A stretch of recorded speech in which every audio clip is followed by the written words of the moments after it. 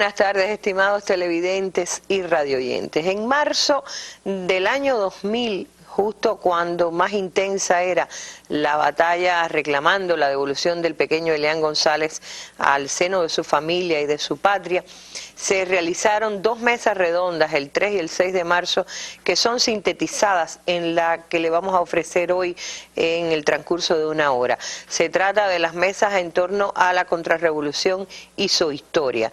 Verán ahí jóvenes que hoy ya llevan 15 años en la mesa redonda, como es el caso de Taladrillo, Lázaro Barredo, que terminaron convirtiéndose en panelistas habituales, y otros expertos que los acompañan, acercando a nuestra población al conocimiento de qué era la Fundación Nacional Cubano-Americana, bajo qué auspicio surgió y se creó, cuál era el objetivo y también quiénes eran los principales directivos de la fundación y por qué se asociaba sus nombres y la propia fundación al terrorismo contra Cuba.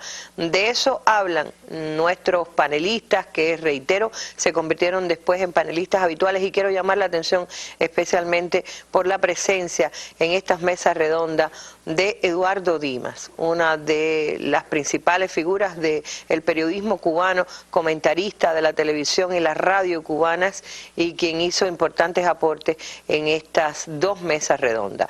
El resto de los panelistas los conocerán, son expertos que otras veces han estado en nuestro espacio. Sirva este especial por los 15 años de la mesa redonda para recordar la historia de la contrarrevolución, especialmente de la Fundación Nacional Cubano-Americana y su papel en el terrorismo contra Cuba, y para entender y recordar, como se advertía entonces, por qué le llamamos la mafia cubano-americana. Los dejo con este especial por los 15 años. Hasta un nuevo encuentro.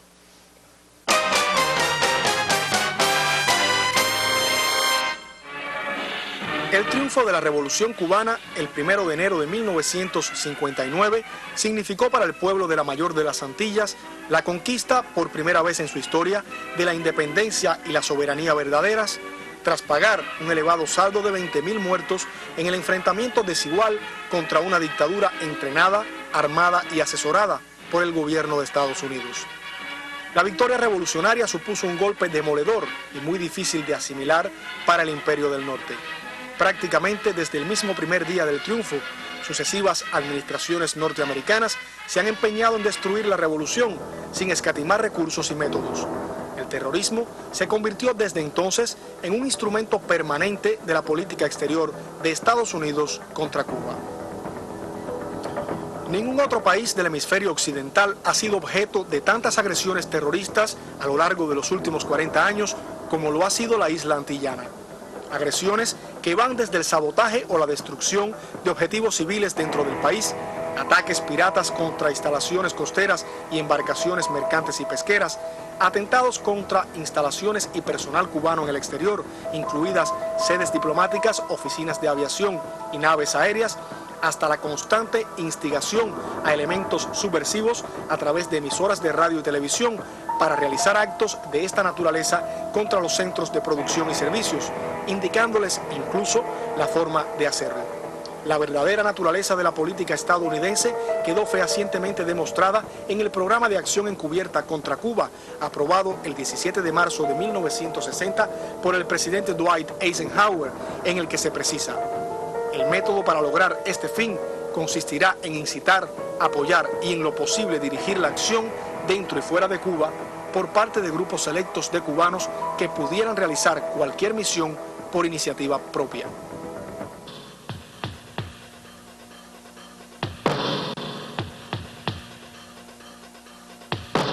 Resultaría muy difícil enumerar todas las acciones terroristas llevadas a cabo contra Cuba en las últimas 4 décadas.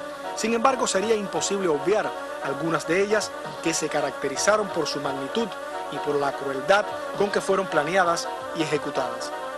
Uno de los primeros actos de este tipo tuvo un carácter verdaderamente monstruoso: el sabotaje al buque francés La Cubre el 4 de marzo de 1960 en un muelle del puerto de La Habana. El barco había cargado en Europa un importante lote de armamentos y parque comprado a la industria nacional belga por el gobierno revolucionario, que estaba ya preocupado por las crecientes acciones agresivas de Estados Unidos. El cargamento fue saboteado por agentes de la CIA en el punto de embarque y los artefactos colocados hicieron explosión ese día mientras se realizaban las operaciones de descarga. Las bombas fueron instaladas de modo tal que la segunda explosión se produjo en el momento en que se les prestaba auxilio a las víctimas de la primera. Esta explosión, desde un primer momento, me hiere un grueso hierro candescente, me parte la tibia y el peroné. Rápidamente miro para arriba y era un hongo muy elevado, un hongo inmenso, y empiezan a caerme pedazos de cabeza, manos, pies y hierro. Aquello fue espantoso. Este acto terrorista dejó un saldo de 101 muertos, entre ellos 6 marinos franceses y centenares de heridos. El 13 de abril de 1961, el grupo terrorista conocido por las siglas MRP lleva a cabo el incendio y la total destrucción de la mayor tienda por departamentos del país, El Encanto. Como consecuencia del siniestro murió la trabajadora Fe del Valle Ramos y otras 18 personas recibieron quemaduras y lesiones.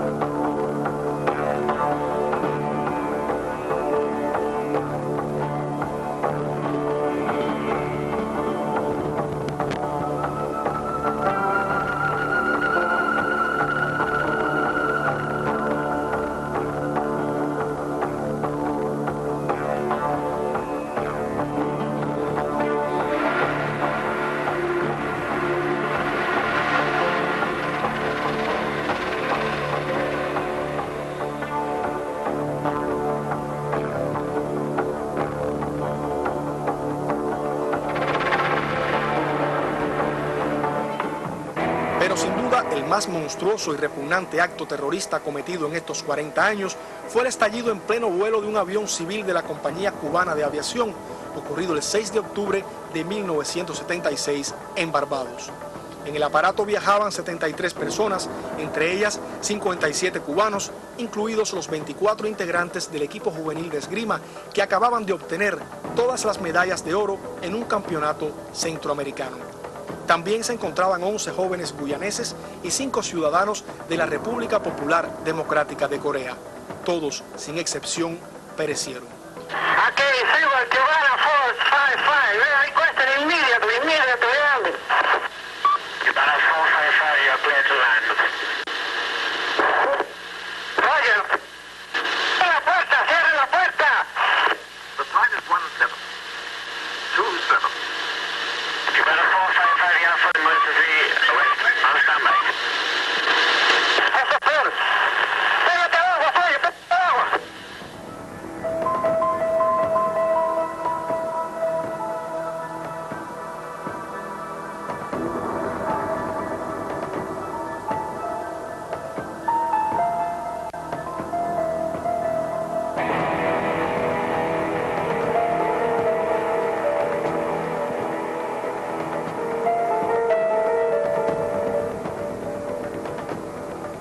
año 1976, el 6 de octubre, mi hermana mayor, María Rojo Álvarez, tenía 10 años. Mi otro hermano, Jesús Rojo Álvarez, tenía 6 años. Y el que le habla tenía 5 años. Era un día normal y corriente. Estábamos en la escuela, tranquilos, felices. Cuando llegó la noticia a nuestra escuela del crimen, que nos habían asesinado a nuestro padre y a otro grupo de jóvenes que regresaban a la patria. Llegó mi hermana mayor al aula de preescolar donde yo me encontraba y le comunica a la profesora que deberíamos retirarnos de la escuela porque a nuestro padre lo habían asesinado. Entienda este tribunal qué podía significar para un niño de 5 años, qué cosa era crimen, qué cosa era asesinato. Cuando mi padre murió, yo tenía apenas 9 meses de nacida. No pude conocerlo, no supe nunca lo que fue el calor de un padre, ni el consejo, ni la enseñanza de un padre. Mi madre me crió sola. Ella actualmente está muy afectada por eso. Producto de la muerte de mi padre fue la muerte de mi abuelo con la enfermedad de Parkinson. Yo me siento, verdad, muy dolida, porque verdad que no sé qué cosa es un padre.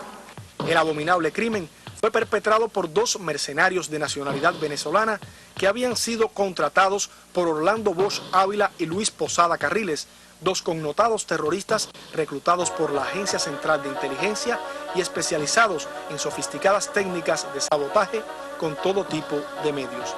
Los 4 responsables fueron arrestados, encarcelados y sometidos a un largo y sinuoso proceso judicial en Venezuela. Sin embargo, Bosch fue absuelto por un tribunal corrupto y hoy vive tranquilamente como huésped ilustre de Estados Unidos.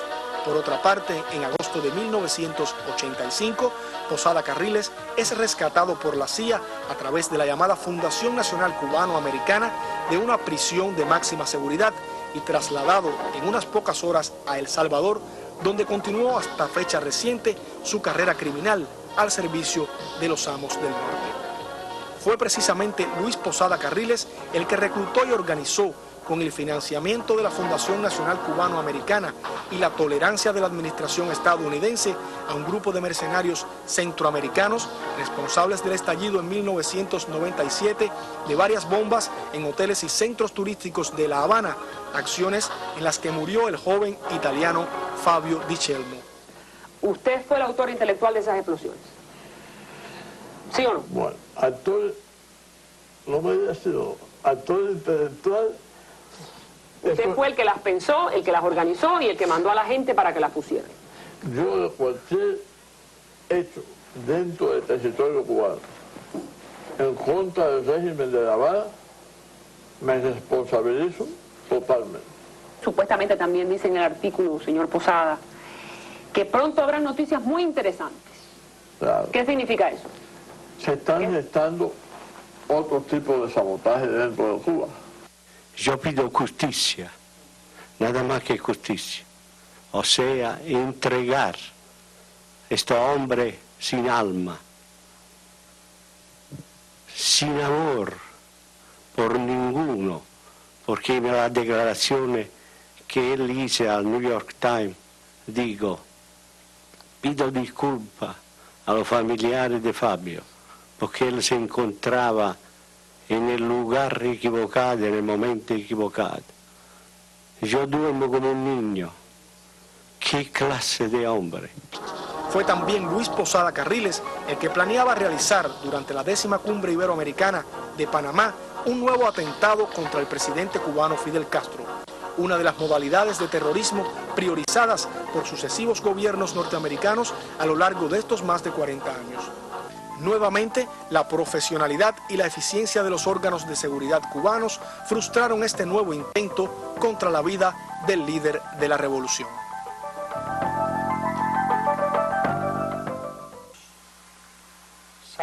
Poco después de su llegada a Ciudad Panamá en la mañana del 16 de noviembre del 2000, el presidente de los consejos de Estado y de ministros de Cuba, comandante en jefe Fidel Castro, denunciaba ante la prensa internacional la existencia de una nueva conspiración para asesinarlo. He venido, como los demás jefes de Estado latinoamericanos, debo decir iberoamericanos, a participar en la 10ª cumbre con el espíritu de cooperar al éxito de la misma para beneficio de nuestros pueblos y de modo especial para los intereses y el prestigio de Panamá.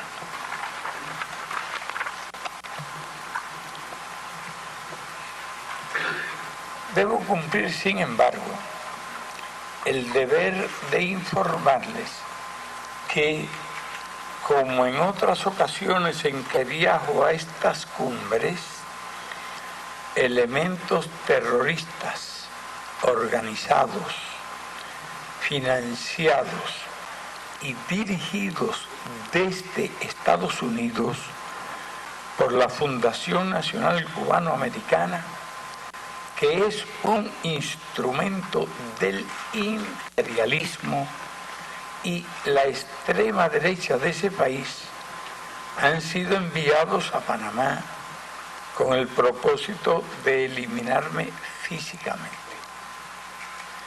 Ya se encuentran en esta ciudad y han introducido armas y explosivos. Lo denuncio al llegar aquí y no antes de viajar, para que a nadie le pase por la mente que cualquier peligro o amenaza pueda intimidar a la representación de Cuba. El jefe de esos elementos, a quien los líderes de la Fundación Cubano-Americana encargaron la misión, es el tristemente célebre Luis Posada Carriles, un hombre cobarde, totalmente carente de escrúpulos, autor de la voladura del avión de Cubana de Aviación al despegar de Barbados con 73 pasajeros a bordo el 6 de octubre de 1976, mediante la utilización de mercenarios venezolanos. La denuncia hecha por Cuba quedaba demostrada al mundo 3 horas después, cuando las autoridades panameñas anunciaban que la policía había detenido al grupo terrorista. Vamos a partir de la base de que esta revolución desde el primer instante es una revolución de justicia. Es una revolución que se hace precisamente para lograr la justicia social en Cuba. Y esa justicia social requería de cambios en la estructura económica, requería de cambios, dijéramos, en el concepto, en la propiedad de la tierra. Y vamos a recordar algunas leyes. La ley de reforma agraria. La reforma agraria. La primera ley y después la segunda ley. La ley de reforma agraria afecta a una serie de empresas norteamericanas, como es, por ejemplo, la United Fruit Company, la United Brand, la Chiquitica, no me acuerdo qué. Chiquitica Brand. Y hay un hecho, el secretario de Estado en aquel momento y el director de la CIA en aquel momento en los Estados Unidos eran hermanos. Alan Dulles, que era el director de la CIA, y John Foster Dulles, que era el secretario del jefe del departamento, el secretario de Estado de los Estados Unidos.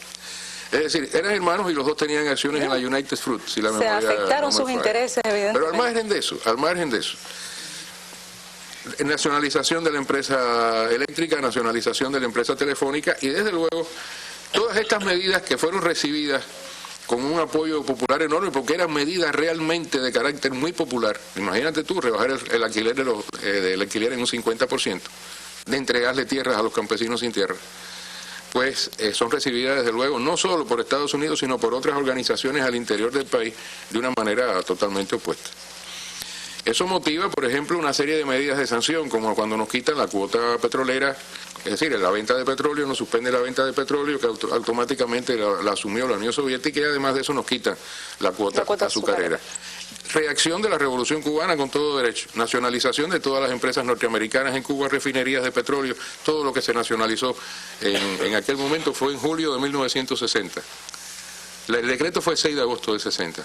El 6 de agosto sí se dio a conocer la nacionalización. Es decir, que si te pones a ver, la Revolución Cubana evidentemente desde que surgió no podía ir hacia otro camino que el socialismo.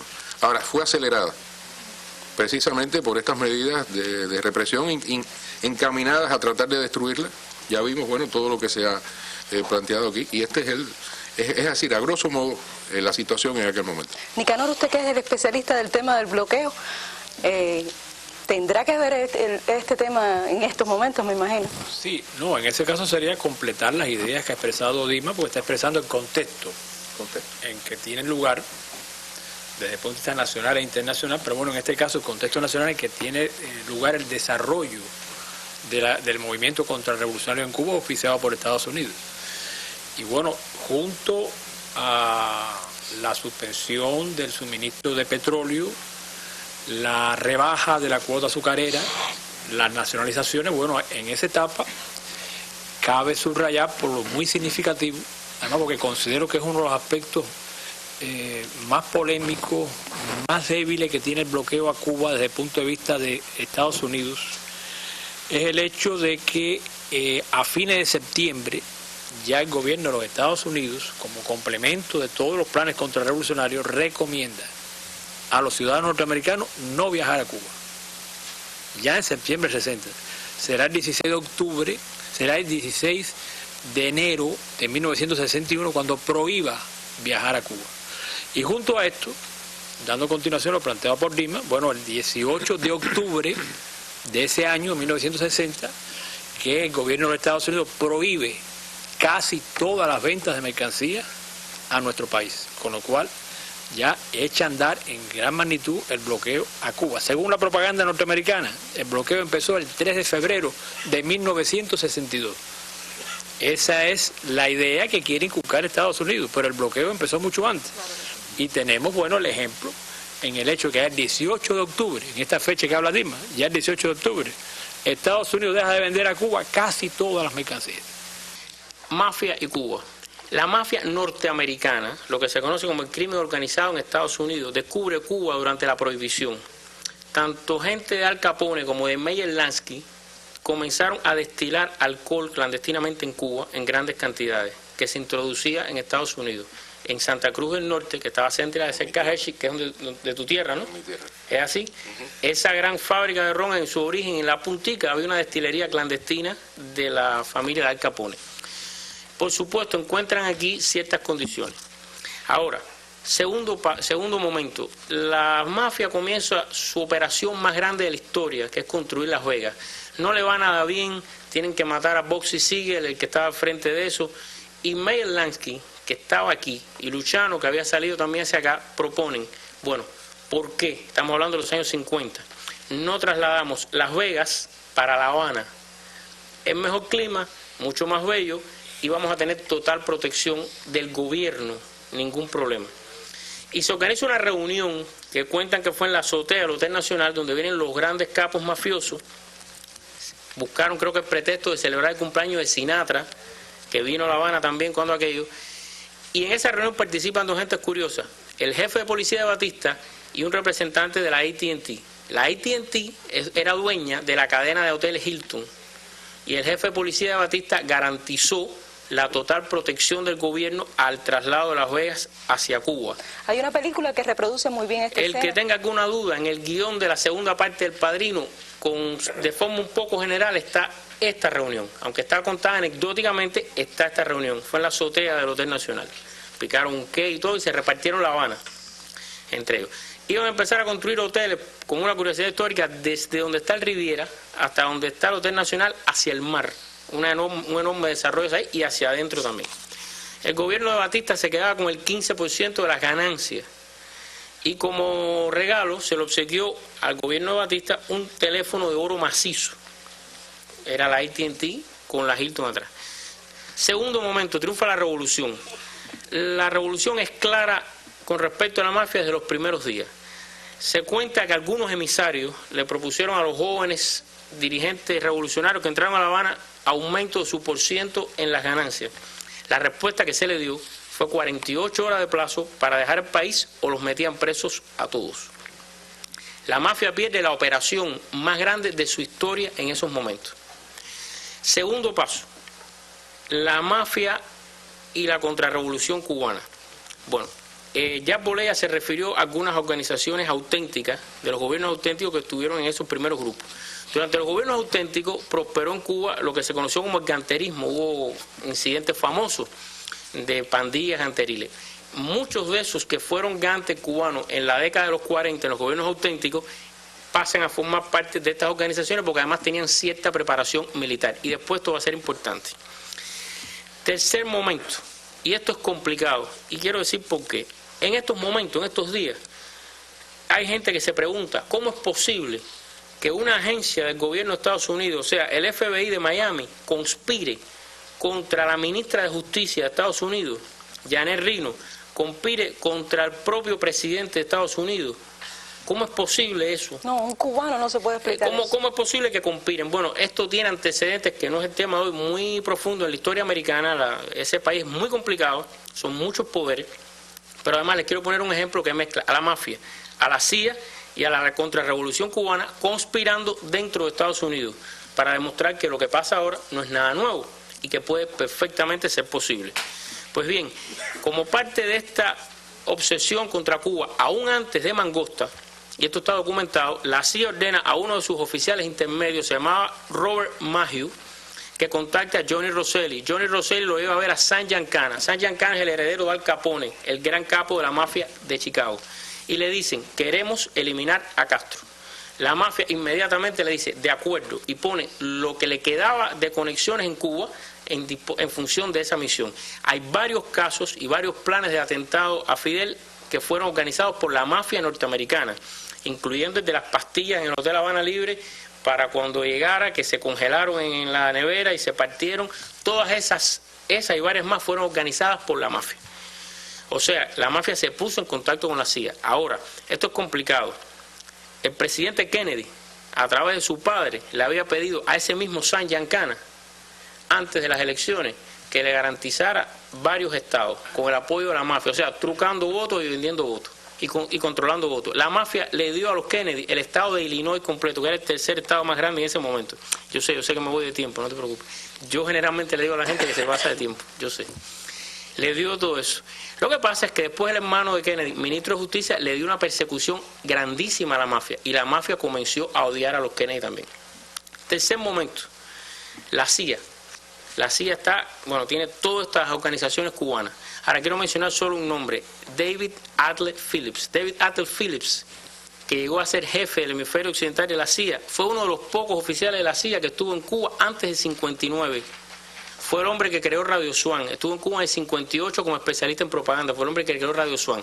Y atendía, como parte de su agentura, a un hombre que se llama Antonio Veciana, que es el que trata de organizar el atentado a Fidel en el Palacio Presidencial con unas bazucas. Le iban a caer a bazucazo a la terraza norte de Palacio en un acto que iba a haber en octubre del 61. Pues bien, los contactos que hacía Veciana con este oficial de la CIA los hacía en la ciudad de Dallas. Veciana asegura en varias entrevistas que por lo menos en una ocasión vio a Lee Harvey Oswald al lado de donde ellos estaban. Pero además, yo quiero en un segundo leer un informe. Esto es un informe que una entrevista que yo le hice al general Fabián Escalante. Él me leyó un informe de un agente cubano al lado de Veciana, un agente de total confianza, sin duda. Él dice este informe. Brevemente, Veciana me expresó que él era un agente de la CIA y que la CIA fue quien asesinó a Kennedy y que detrás de esto estaban altos oficiales de la CIA, entre ellos David Phillips, que es el oficial que lo atiende. Veciana nunca me quiso dar detalles sobre esa afirmación, pero he podido comprobar en los últimos tiempos porque encontrándome en una ocasión en un hotel junto con Veciana, escuché una conversación que él sostenía con su oficial David Phillips y en la cual Veciana le juraba que jamás hablaría de lo que había pasado en Dallas en el 63. A Veciana, cuando lo retiraron de la CIA, le dieron la increíble suma de $300,000 en el año 73, cosa no muy común para esos tiempos. Pero para terminar, en Dallas, cuando mataron a Kennedy, más de 15 testigos citados en los documentos congresionales afirman que vieron a 2 cubanos hablando, uno negro y uno blanco, salir del edificio del depósito público de libros y de la esquina donde estaba el Montecito. Esos cubanos, después de varias reconstrucciones, ya se sabe que son Herminio Díaz y Eladio Valle. Herminio Díaz y Eladio Valle fueron de las pandillas ganteriles de los auténticos. Después fueron policías de Batista y eran francotiradores en ambos casos, en las pandillas ganteriles y en la policía. Por supuesto que estaban bajo control de la CIA en todos estos grupos que mencionó Arbolella y están en Dallas en ese momento. Ahora, ¿saben lo que le pasó a Herminio Díaz y a Eladio Valle? Bueno, Herminio Díaz y Eladio Valle, por otro testimonio que aparece además en muchos lugares, estaban en Dallas desde el 20 de noviembre, a Kennedy lo matan el 22, en una casa con varios cubanos donde había todo tipo de armamento. Eso está documentado. ¿Y saben qué les pasó a Herminio Díaz y Eladio Valle? Bueno, a Eladio Valle, en cuanto se abrió la primera y única investigación que se ha hecho en Estados Unidos judicial sobre el asesinato de Kennedy, el juez Garrison, que fue el que la abrió, el fiscal Garrison, al día siguiente apareció descuartizado y picado su cuerpo en pedazos en Nueva Orleans. ¿Y qué dejaron al lado de él? Un machete. Y Herminio Díaz, esto es muy curioso, años después, unos 2 o 3 años después, viene a La Habana en lo que mucha gente dice que fue una misión suicida. Le dan la misión, lo convencen, lo organizan y le financian la misión de asesinar al entonces presidente Osvaldo Ortigoz. Osvaldo Ortigoz vivía cerca donde está el Acuario Nacional en Miramar. Herminio Díaz se infiltra en el Monte Barreto en un momento que el país estaba en estado de alerta porque se había producido una provocación en la base de Guantánamo y estaba activado todos los sistemas habidos y por haber de defensa. Por supuesto que ahí mismo cayó Herminio Díaz en el primer intercambio. Ahora, ¿saben quién fue el que financió y organizó y convenció a Herminio Díaz junto con Tony Cuesta, otro más, de venir en esa operación? ¿No te lo imaginas? Jorge Mascanos.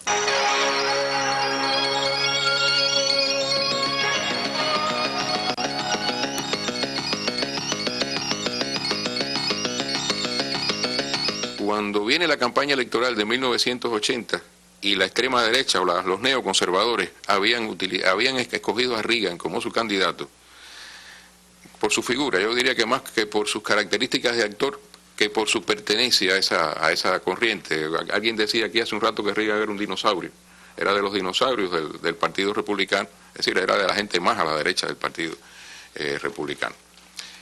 Esta derecha norteamericana republicana, va a tratar de lograr un cambio, de revertir los problemas que se le han producido y que no le interesan, desde luego que no les conviene.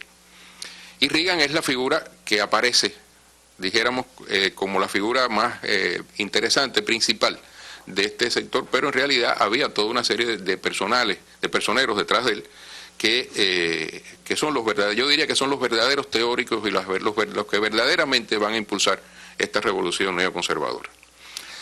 Hay un documento que es el documento de Santa Fe.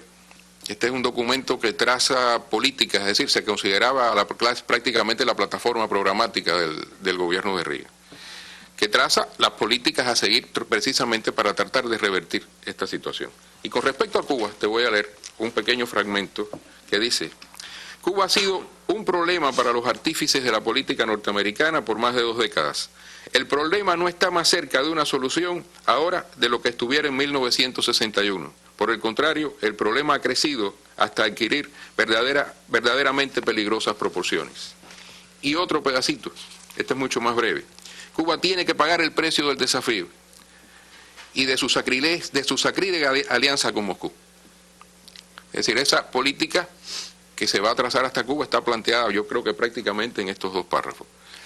En realidad, efectivamente, después del programa de Santa Fe, uno de los sectores más conservadores de la política decidieron cambiar esa política hacia Cuba y llevarla hasta donde fuera necesario para resolver lo que habían denominado en Santa Fe el problema cubano. Como tú bien mencionabas, bajo la idea de hacerle pagar a Cuba el alto costo del desafío. Para eso concibieron que la forma ideal de justificar este programa era modificar las reglas de juego que hasta ese momento habían estado caracterizando a las anteriores administraciones de Eisenhower hasta Carter, de manera tal que no apareciera la administración actuando en directo, sino que el gobierno de Estados Unidos debía aparecer respondiendo a peticiones que hicieron los emigrados de origen cubano. Eran los cubanos los que debían demandar a Estados Unidos las medidas concretas. Si ese fue el pronunciamiento general que esta gente se trazaron después del programa de Santa Fe. Pero había un problema, la mayoría de los emigrados conocidos, los más conocidos, estaban asociados hasta ese momento al terrorismo, las operaciones sucias de la CIA y la violencia. Y era muy difícil cambiar esa imagen si no había una formulación de política distinta en el marco de trabajo de esa emigración que hasta ese momento se caracterizaba por estas situaciones. Y es así como los formuladores de la política neoconservadora que surge en el programa de Reagan conciben la creación de la Fundación Nacional Cubano-Americana. Es Roger Fontaine, uno de los ideólogos de Santa Fe y más tarde responsable de la política hacia Cuba en el Consejo de Seguridad Nacional de Ronald Reagan, el que plantea la posibilidad de crear un lobby cubano ante el Congreso para justificar la implementación de una política más agresiva hacia Cuba. Es decir, la idea parte de ese núcleo fundamental. Y es el veterano de la CIA, Richard Allen, en ese momento asesor de Seguridad Nacional de Reagan, quien formaliza la idea de aglutinar a los emigrados cubanos, como él bien dijo, en una efectiva tuerca, lo estoy citando, en una efectiva tuerca para favorecer la agresiva política exterior del presidente. Y es así como recibe la luz verde del propio presidente Reagan y de William Casey, el entonces nombrado director de la CIA, para llevar adelante esta idea. Allen envía a Miami a su ayudante, un norteamericano de origen cubano que ya había estado vinculado a la contrarrevolución, Mario Elgarresta, para que seleccione un reducido grupo de gente de confianza, preferiblemente con gente que hubieran mantenido vínculos con la compañía, para llevar adelante la tarea. Elgarresta selecciona en esa visita al banquero Raúl Masvidal y a Carlos Salman, un hombre muy vinculado en esos momentos al Partido Republicano en la Florida, e incorpora a Jorge Lincoln Mascanosa, una persona que tenía en ese momento muchas relaciones con el vicepresidente George Bush y con el senador Jesse Helms, entre otras personas. Richard Allen se reunió con ellos y les encomendó las tareas. Lo cito textualmente. Yo les dije a ellos que la mejor cosa que podían hacer era crear una organización que hablara con una sola voz. Esto lo reconoció el propio año después Richard Allen en una entrevista que le hizo una publicación al National Journal. También le orientó que la mejor forma para la naciente organización para cumplir las tareas que le encomendaba la administración Reagan era copiar el modelo del lobby judío. Según Richard Allen, ellos debían tomar una lección de la muy exitosa historia de organizaciones como la AIPAC, que es el Comité de Acción Político Israelo-Americano, es decir, el lobby judío. En septiembre de 1981 nace la Fundación Nacional Cubano-Americana, o como alguien lo ha dicho, yo creo que es el mejor calificativo que esta gente se merece, viendo su composición, la falange de nostálgicos cubanos adinerados. Cuando se distribuyeron los cargos aplicaron una lógica, dice Raúl Masvidal, que fue uno de los fundadores, y es designar a Mascanosa en el cargo de chairman, que quiere decir en una terminología norteamericana presidente de presidente. O sea, Mascanosa nunca fue presidente de la fundación, fue el chairman de la fundación, fue el presidente de los presidentes, tanta era su egolatría. Porque Carlos Salman, explica Raúl Masvidal, estaba muy metido en los asuntos públicos y políticos, y yo estaba muy involucrado en los asuntos cívicos, y Jorge se dedicaba al tema de la causa cubana. Esa es la explicación que da de manera pública Raúl Masvidal.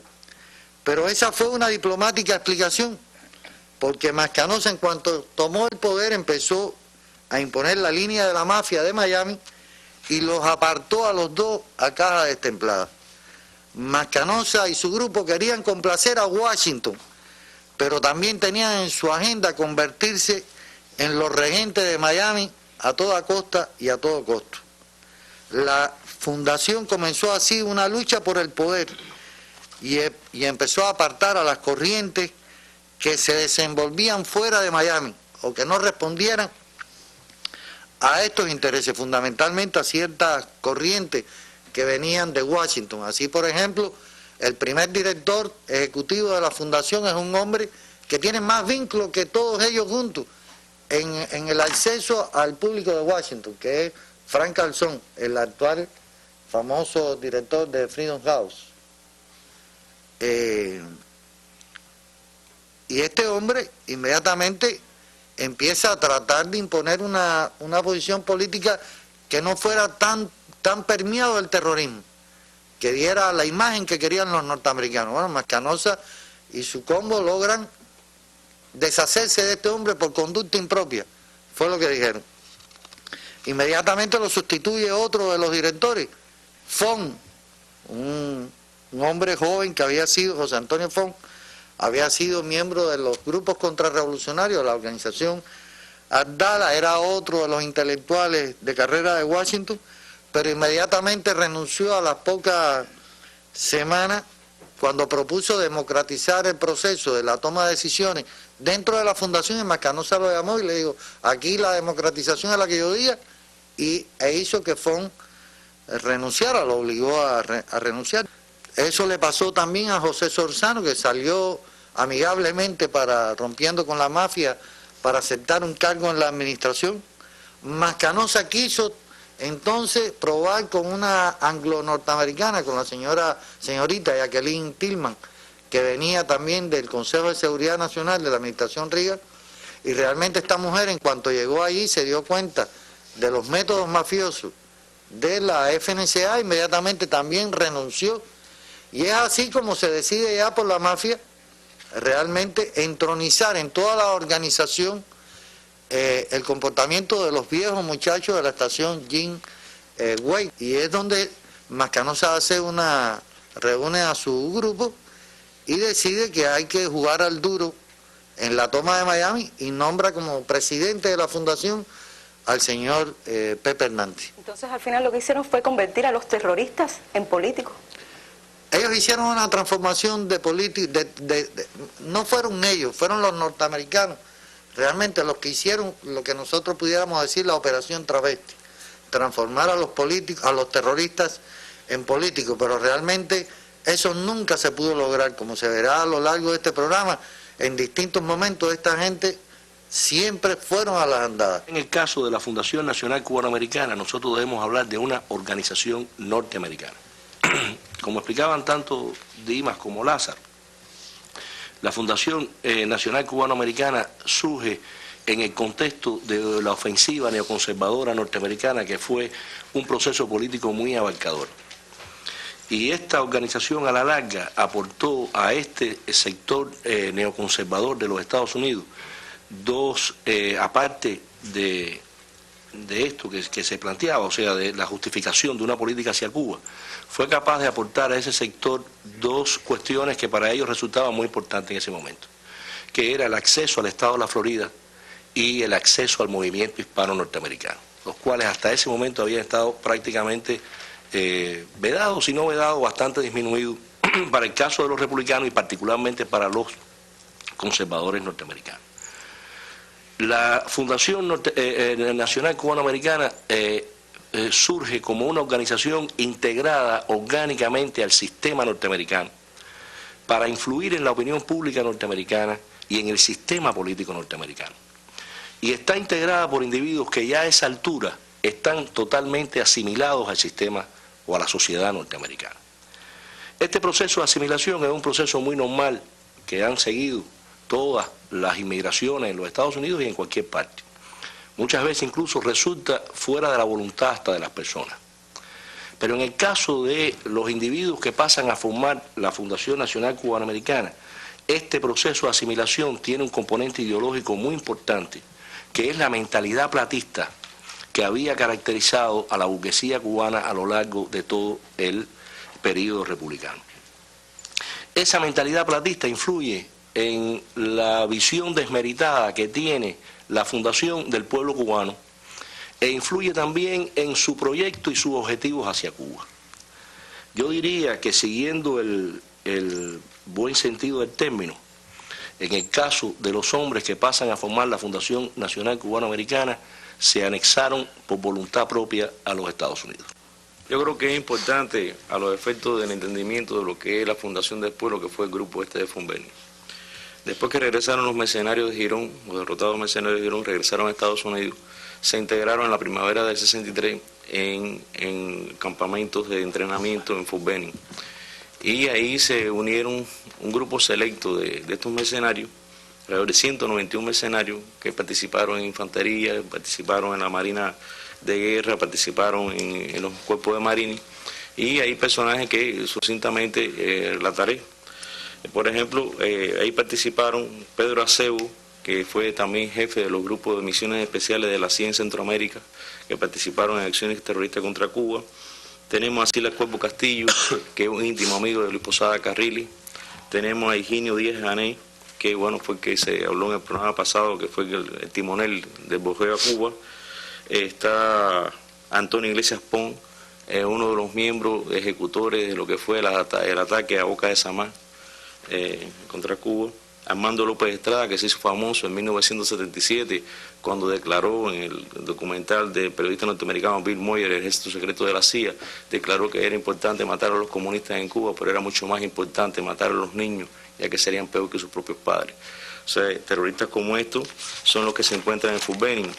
Tenemos también a Gustavo Lora Hernández, que son soportes de Luis Posada Carrillo en Centroamérica. Jorge Mascanosa estuvo en Fort Benning. Francisco Padrón Hernández, que estuvo en Vietnam, en Honduras, Nicaragua, combatiendo.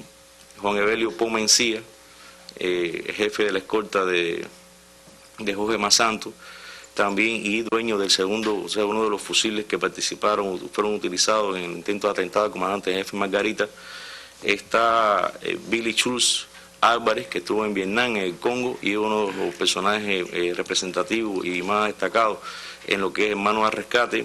Está Basulto, José de Jesús Basulto León, que todos lo hemos conocido, y un personaje muy importante que es el presidente de la Fundación Nacional Cubano-Americana, Francisco José Hernández Calvo, que, como decía Lázaro, se había integrado inmediatamente al equipo inicial que Mascanosa llevó a esa organización. Francisco José Hernández Calvo lo hemos visto con frecuencia en estos días acompañando al niño Elián. Y quiero ratificar la condición de batistiano de Francisco José Hernández Calvo, y no solamente de batistiano, sino que el origen, su padre, Francisco Hernández Leiva, fue un asesino del ejército de Batista. Cuando digo asesino, porque participó el día 30/11 del 58, visitó en unión del coronel Manuel La Rubia Peneque, un centro de detención de campaña que tenía el ejército Batista en la ciudad de Cabaiguán, en la casa del doctor Maradiaga, y ahí se encontraban prisioneros dos miembros del movimiento 26 de julio, Rodolfo León Perlacia y Joaquín Reyes. Tanto La Rubia como Hernández Leiva ordenaron la ejecución extrajudicial de estos revolucionarios, orden que se cumplió inmediatamente. Por estos hechos, Hernández Leiva fue sancionado a la pena de muerte en juicio de la causa 1474 de 1959. Pero no solamente Pepe Hernández fue también mercenario de Girón. Pepe Hernández después en Fort Benning se integra a lo que sería el Cuerpo de Marines de Estados Unidos, e integró también la Organización contra la Revolución de la RECE, Representación Cubana en el Exilio, los grupos de misiones especiales, y cumplió diversas misiones de inteligencia y contrainteligencia al servicio de la CIA antes de integrarse a este equipo selecto de batistianos y terroristas que se nuclearon alrededor de Mascanosa en el momento de crear la Fundación Nacional Cubano-Americana. Hay otros elementos también que son importantes en el grupo de Fort Benning. Está Gustavo Villordo Sampera, alias Eduardo González, y Félix Ramos, que fue uno de los mercenarios cubanos que participaron en la persecución del comandante guerrillero Ernesto Che Guevara, junto con Félix Rodríguez Mendigutía, que a Félix Gutiérrez Mendigutía lo vamos a ver después como uno de los hombres más importantes de la CIA en Centroamérica. O sea que son dos personajes que también estuvieron en Fort Benning, y como ven, este grupo de Fort Benning ha sido la cantera utilizada por la CIA para todas las acciones terroristas y contrarrevolucionarias, incluyendo la opción esta de la Fundación Nacional Cubano-Americana. Hay una historia que quizás y hable por sí sola toda esta conexión. Estamos en el año 83. Ya está constituida la Fundación Nacional Cubano-Americana, tiene su representación política en Washington, tienen lobby, están haciendo política, eso se va a hablar después. Sin embargo, en el año 83, Jorge Mascanosa convoca una noche a todos los directivos y miembros del board de la junta de la fundación a un salón, alquilaron un gran salón privado en un restaurante que se llama de lujo, que se llama Restaurant Mirabella en Miami. Estamos hablando de mediados del 83. Ellos fueron llegando, ya todos eran empresarios, dueños de no sé qué, dueños de esto, de lo otro, y todos miembros de la fundación, del ejecutivo. Ellos iban llegando y en la puerta los recibía Mascanosa, junto con alguien, un hombre que estaba al lado, algo mayor ya, pero que ninguno de ellos conocía.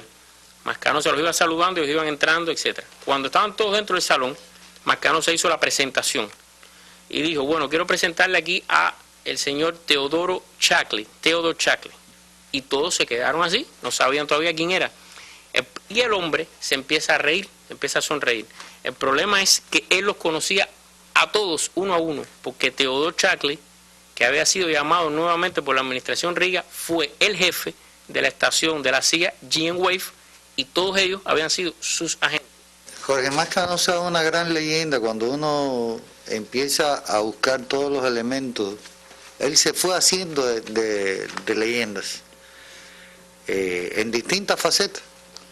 Mascanosa es hijo de un hombre que era oficial del ejército batistiano, veterinario en Santiago de Cuba, que el padre lo manda en el año 57 a estudiar a Estados Unidos, dada la represión violenta que había contra el movimiento revolucionario en Santiago de Cuba en específico. Ser joven en Santiago de Cuba en esa época era pecado, era ya ser un sospechoso de revolucionario, y el padre con esa preocupación lo envía.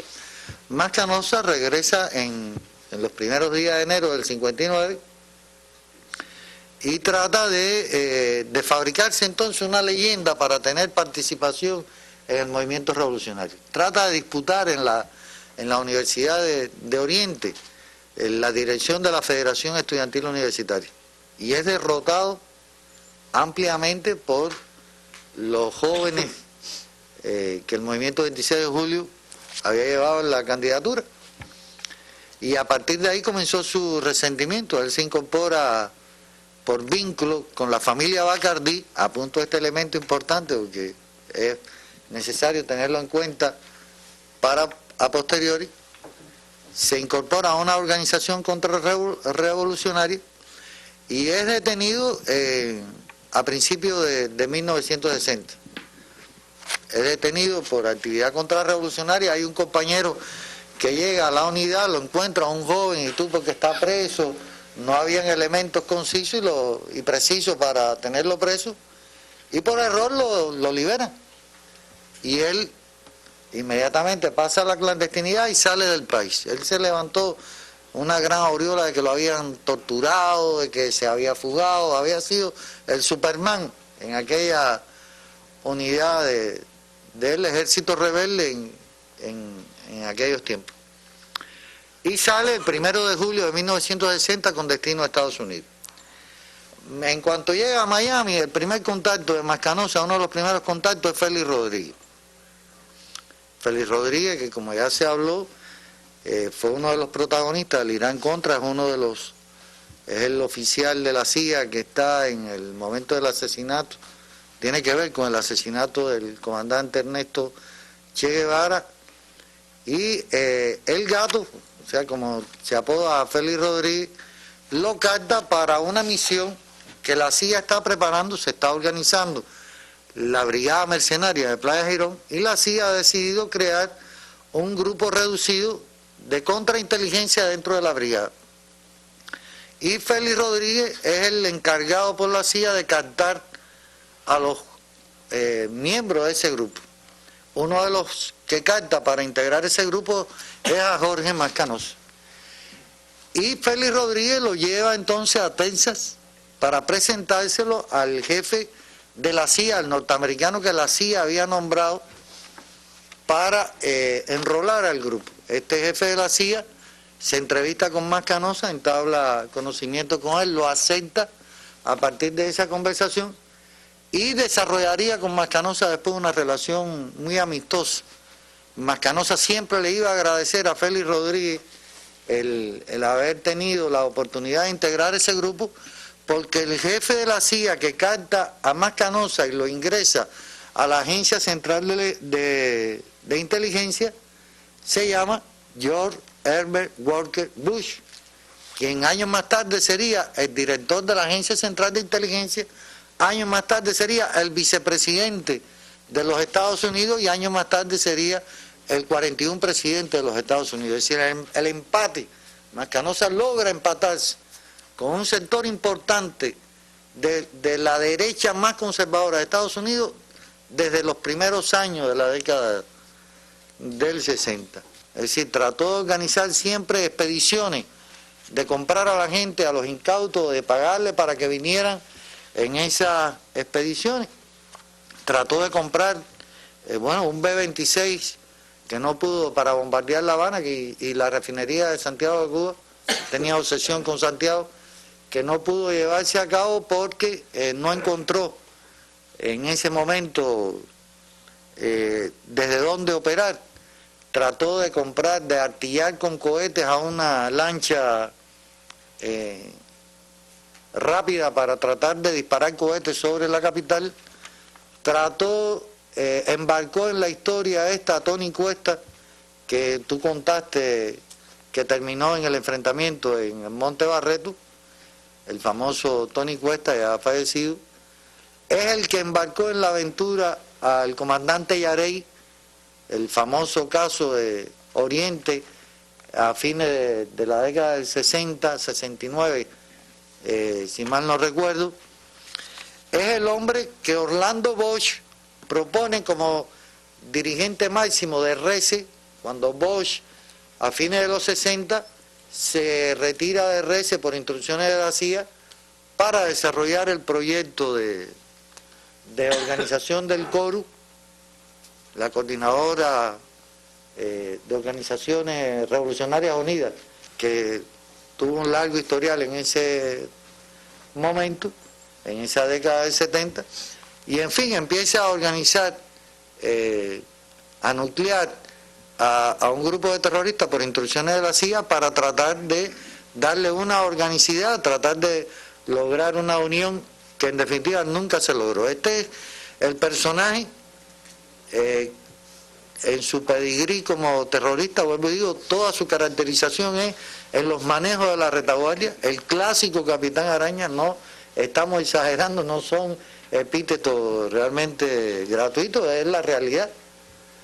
Este fue un hombre que se dedicó siempre a manipular a los demás y a tratar de usar a su favor esta industria.